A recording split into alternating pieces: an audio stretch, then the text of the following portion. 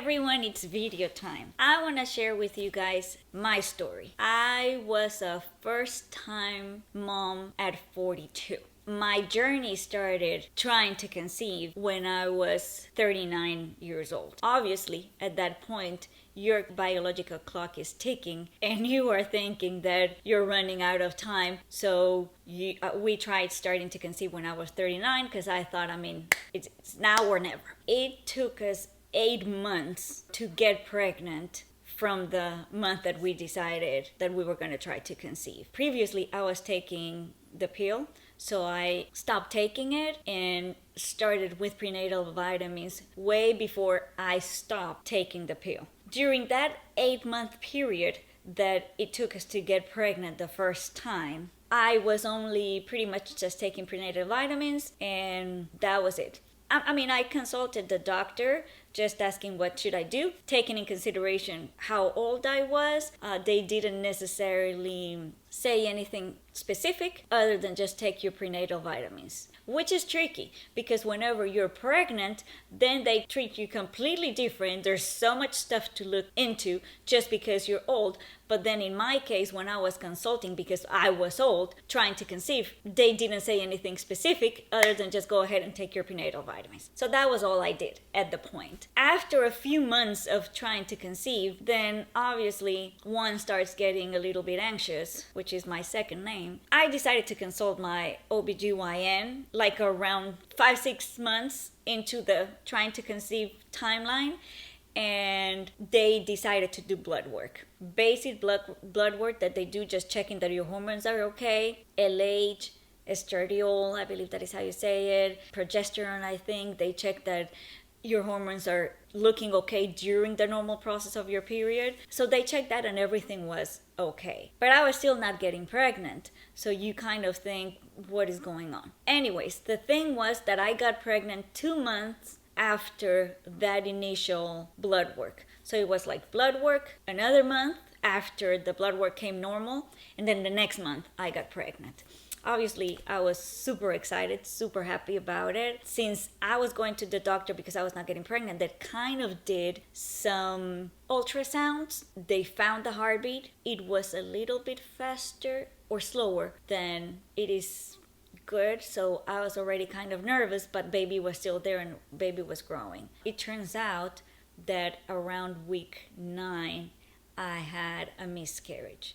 It was definitely a low point in my life. It was very traumatic how it happened. I was devastated. At that point I have only told my mom and my sister, and we were all pretty sad about it. After the miscarriage, it took me a little while to kind of get over it. I was pretty sad. It was very traumatic on my body. Then of course it took, I guess, like maybe 2 months or so for my period to came back normal. So you're still kind of in the trauma of the miscarriage while kind of counting the months and the cycles that you're having, just thinking, oh, another month that I'm not gonna get pregnant, then another month that I'm not gonna get pregnant, and another month that I'm getting older. It is kind of frustrating trying to deal with the death of your baby, of your little embryo, and still thinking that you want a baby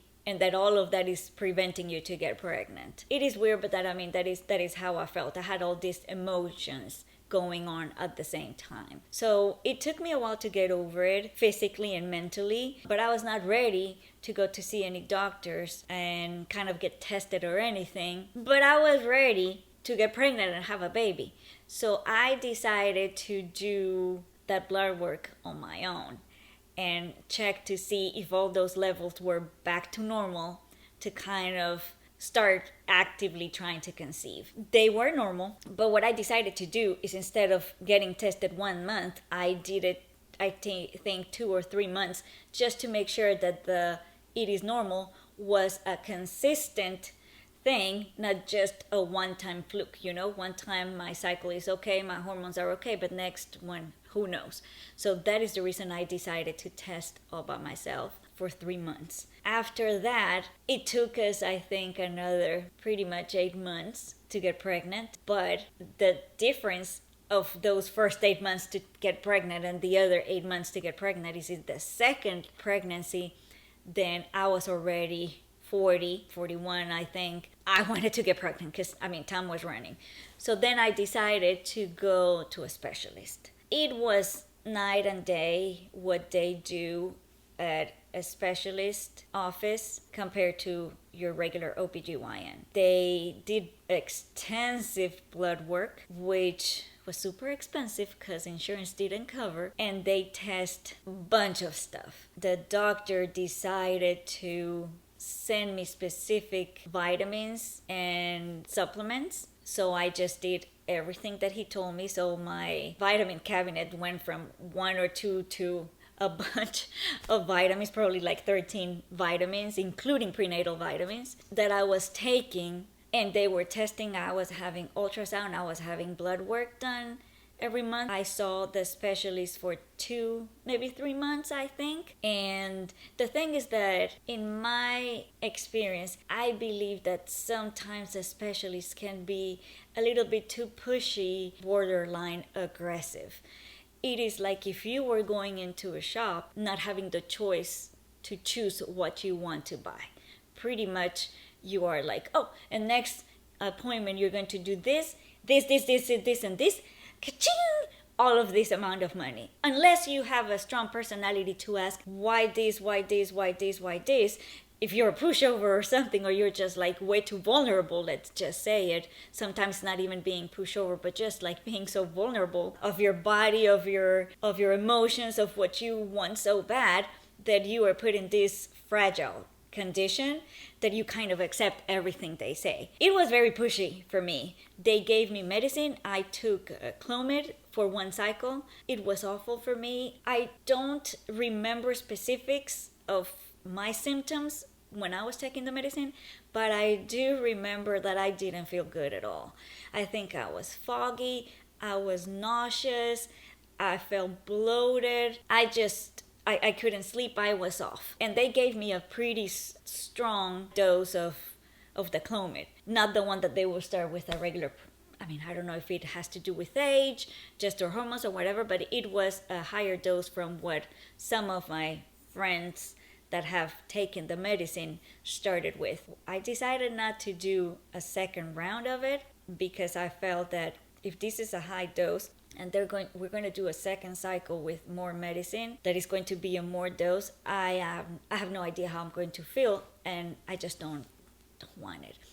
Besides really being very nervous about the possibility of having multiples, just because Clomid helps you ovulate. And what if I was ovulating more than 1 egg? I was very nervous, and forgive me, I'm going to explain why I was so nervous. It's because I am very petite. I am 4'10", super petite. I can wear kids' shoes and clothes. So I was just thinking, if I get pregnant with multiples, they are going to end up in the NICU. I worked at a hospital for 5 years, and I was actively involved with the NICU and what they do, because that was one of the areas that I have to go to work, and I just didn't like it. I was terrified, thinking that if I had multiples, I was going to have premature labor and my babies were going to end up in the NICU. And just thinking about that was adding to my anxiety and to the list of the nightmares that I already had. So I decided not to do Clomid. I said, no, thank you. They were pushing to do injections or some other stuff that were like $500 each. And I am not rich. I don't have a pile of money under my bed, unfortunately. So I'm like, no, thank you. Truly, the thing is that after the miscarriage, that was a lot of money that we had to spend, because it is not just like when you're having a miscarriage. I had some little complications there. So I spent a bunch of money and no baby at that time. So I just didn't want to spend more money that we frankly didn't have at the moment. I think I was kind of done at that moment with the specialist. what they were offering was not something that I could afford, or the clomid that maybe I could afford was not something that was physically making me feel good. So I just decided not to do it. What happened next is that the next month after I stopped the treatment and I didn't go, my next cycle, I cried my eyes out. In the shower, at night, when I got home, I was just trying to make peace with the possibility of me not being able to have a baby just because I was not able to go to the doctor. And this is just making me emotional because it just brings back all those fears, all that emotion that I was feeling. I just remember the episode of me getting in the shower and crying so hard just because I thought, okay, this is not gonna happen for me. I talk to my husband and we kind of say, okay, this is not gonna happen, so let's just plan life, just you and me. So what I did was I erased all my Pinterest boards about babies. I ripped all the pages of all the plans that I had that I was gonna teach the baby, what I thought was important, the food. I just ripped everything because I was brokenhearted, to be honest. That was kind of part of the letting go and trying to move on. After going to specialists, I think it took us 3 more cycles for me to get pregnant. I was not trying to get pregnant at a time, although at that point, and I think I skipped that part from my story, is that I was, during all this process, I was doing test P-strip. I was taking my body temperature, my basal body temperature every morning. I was checking and charting all my body signs, cervical mucus, body temperature, however you say it when you have acne because of your period, sexual drive, fatigue, cramps, because every time I ovulated, I will have cramps. So I was still charting all of that. So we were not trying to conceive, but I was kind of very much in touch with my body at that point. And this is a little confession for my husband. I've never said this before. The month that we conceived, I didn't chart anything that month. That was the first month in those probably 1.5 years, almost 2 years of trying to conceive journey, that I stopped charting. I said, I'm not gonna chart, I'm tired. And after crying, ripping all the stuff that I've written for baby and erasing all the boards and unfollowing everyone I was following on Instagram, Pinterest, or whatever social media I have, I was still very much in touch with my body and the signs. So that month that we conceived, I was kind of knowing that if I was ovulating and everything was okay, that might be the day. So I kind of, make it happen that night. Because that month we were kind of, letting it go too. We were not that actively trying to conceive. We were kind of tired too. So, but I knew that if it's going to happen, maybe this could be the day. I was, making things happen that night. It happened. Very soon after we did the baby dance, I was still very much in touch with my body, so I was like still kind of knowing, okay, I should be ovulating by now, baby dance. And then like 2 weeks, maybe a week and a half after that, I was already kind of thinking, when I should get my period, it probably should be either today or tomorrow. Because whenever you're trying to conceive, you are so aware of your body, of every sign your body gives you. It's just amazing. And that is one of the things that I got from all this journey. I'm amazed of how the human body, the female human body works. It's amazing. It's beautiful. For me, it's like a work of art. Going back to the story, it's like I should be getting my period by now. And I'm like, I have tons of pee strips. Let's just pee on a strip. Why not? So I just kind of went, peed there, and put it on a little counter, took a shower, didn't even think about it. Because, whenever you're like kind of wanting, you kind of wait and you are like 30 seconds, 29 seconds, 27 seconds. Should I look? I just put it there, took a shower, and came out. Surprise. 2 lines. The 2 lines that you are like dying to see. I was pregnant. And it came with a bunch of emotions. Immediately the fear of a possible miscarriage again. The fear that maybe that pregnancy test was not good. So, of course, I peed on several other strips and I got other pregnancy tests just to make sure. Yeah. I was pregnant. 9 months later, I gave birth to my baby boy at 39 weeks, 1 day with a C-section to my baby boy. Oliver. He is today 19 months old. I didn't do anything different than just still take my vitamins, the ones that the doctor, the specialist suggested, keep track of my body, and sure thing, I got pregnant. It was really, really exciting. I had a wonderful pregnancy. Even though if I remember, I think I was just so happy that I just remembered this pregnancy as something so amazing. I felt beautiful. I loved my belly. It was round, beautiful. I would show off my belly every time I could. I just felt amazing. And I just cannot remember, those were not the highlights. I did have contractions, starting week 20. I had a bunch of Braxton Hicks every single day. That will make me nervous. So even though I'm saying that I had an amazing pregnancy, I still had some things that were kind of scary. I had the Braxton Hicks all the pregnancy. I had a huge fibroid the size of my baby's head, and that was the reason I ended up having a C-section. Of course, I was advanced maternal age, so I had to go visit high-risk maternity doctor, specialist, and I walked all day for what I was working at the time. So at the end of the pregnancy, I got swollen so funny. Overall, it was an amazing pregnancy. I was so happy. I had my baby in motherhood, which is a completely different story.